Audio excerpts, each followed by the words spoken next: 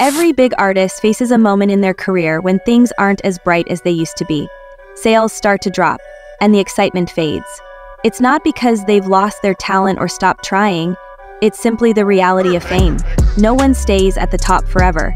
Audiences grow older, move on, or get drawn to fresh, new acts promoted by the industry. So, how does Beyoncé fit into this story? From the start of her career with Destiny's Child, Beyoncé's journey has been on an upward path. Among her bandmates, her career turned into something extraordinary, a multi-million-dollar empire. That's not to say Kelly Rowland and Michelle Williams weren't successful in their own right, but let's be honest, whose name comes to mind first when we think of Destiny's Child? Exactly. In 2003, Beyoncé stepped out on her own, releasing her debut solo album, Dangerously in Love. It was a game changer. The album sold a whopping 317,000 copies in its first week and made her a global superstar. She swept the 2004 Grammy Award, taking home 5 trophies in one night. With that, she solidified her place in the music world. Then came her second album, B-Day, in 2006. It outdid her debut, selling over 541,000 copies in its first week. By the time her third album, I Am, Sasha Fierce, came out in 2008, Beyoncé had become a household name. That album sold 482,000 copies in its first week, and gave us hits like Single Ladies and Halo.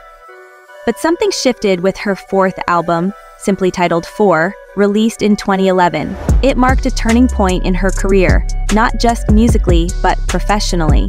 Beyoncé decided to take full control of her work, parting ways with her longtime manager and father, Matthew Knowles. Matthew had been with her since the early Destiny's Child days and was instrumental in building her career. However, rumors swirled that he had been stealing from her, leading to their split. Both parties denied these allegations, but the separation was undeniable. When asked about the decision to let her father go as her manager, Beyoncé admitted it was one of the hardest things she'd ever done. "It's tough when it's someone you love," she said, "but it's a part of life and growth. At some point you have to step into the adult your parents raised you to be." With 4, Beyoncé wanted to break away from the mainstream sounds dominating the charts at the time. She leaned into traditional instruments in genres like soul, funk, and hip-hop. The album felt more personal, almost like a diary. Its themes revolved around self-reflection and love, offering fans a glimpse into her private world. Despite its artistic depth, 4 had the lowest first-week sales of Beyoncé's solo career, selling 310,000 copies. It also produced 7 singles, but only Love on Top managed to stand out, peaking at number 20 on the Billboard Hot 100.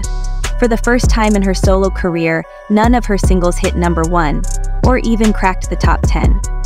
Now let's be clear, 4 wasn't a flop. Selling over 300,000 copies in a week is impressive by most standards. If an artist like Summer Walker released an album with similar numbers, it would be considered a massive success.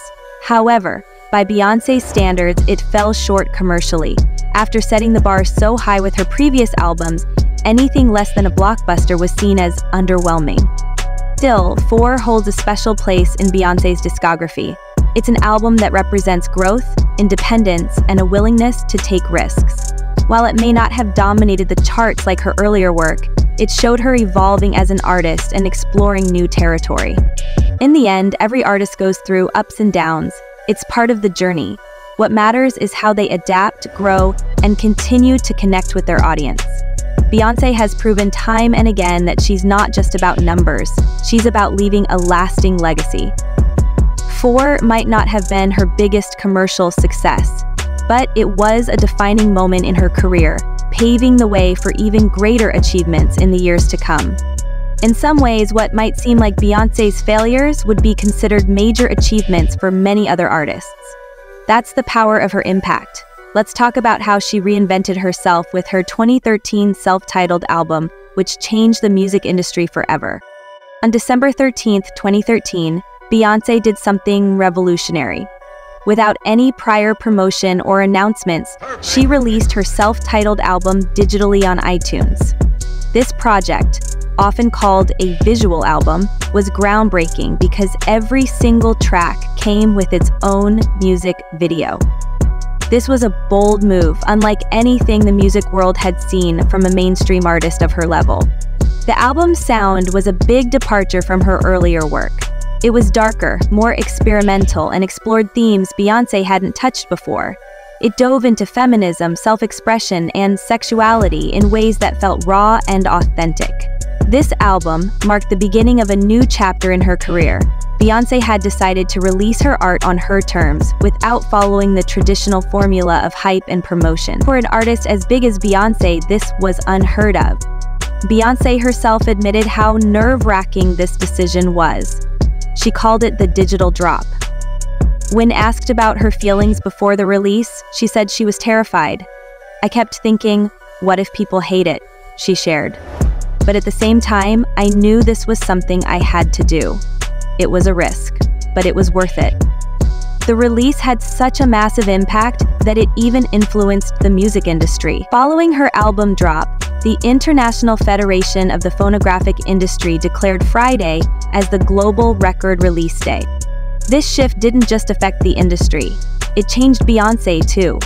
Having grown up in the public eye since the 90s, she had always been very aware of how her music might be perceived. This often stifled her creativity and kept her within certain boundaries. But with this project, she finally felt free to make the kind of music she wanted, without worrying about expectations. The self-titled album was abstract, bold, and completely unpredictable. It broke away from the typical formulas of pop music. Take the track Haunted, for example.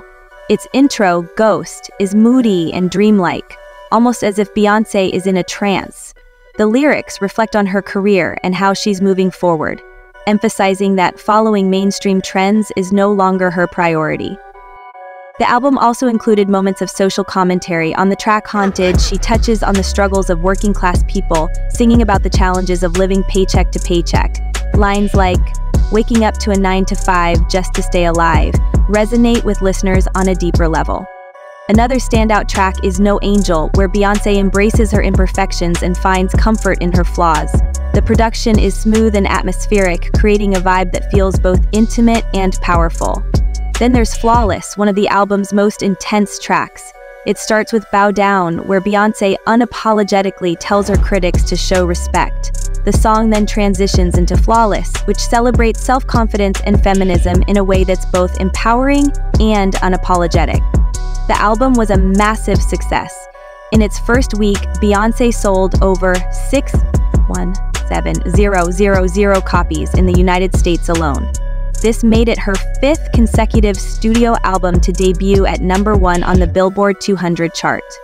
By 2014, it had sold over 5 million copies worldwide and generated more than 1 billion streams by 2015. It was also the best-sold album by a female artist in 2015. What made this album special wasn't just the numbers, it was the freedom it represented. With this release, Beyoncé showed the world that she wasn't confined by the rules of pop music or the demands of record labels. She had evolved into an experimental artist, unafraid to take risks and reinvent herself. This was Beyoncé stepping into her full creative power, like a phoenix rising from the ashes of her past work. This reinvention put her in the league of legendary artists who've also transformed themselves over the years, like Michael Jackson and Madonna.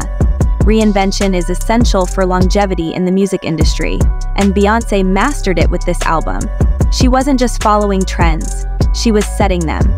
With this release, she earned the title of the Queen of the Surprise Release, proving that she could keep fans and critics on their toes while staying true to her artistry.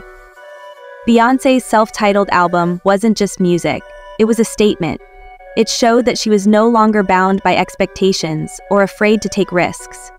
She had grown as an artist and as a person, and her work reflected that growth.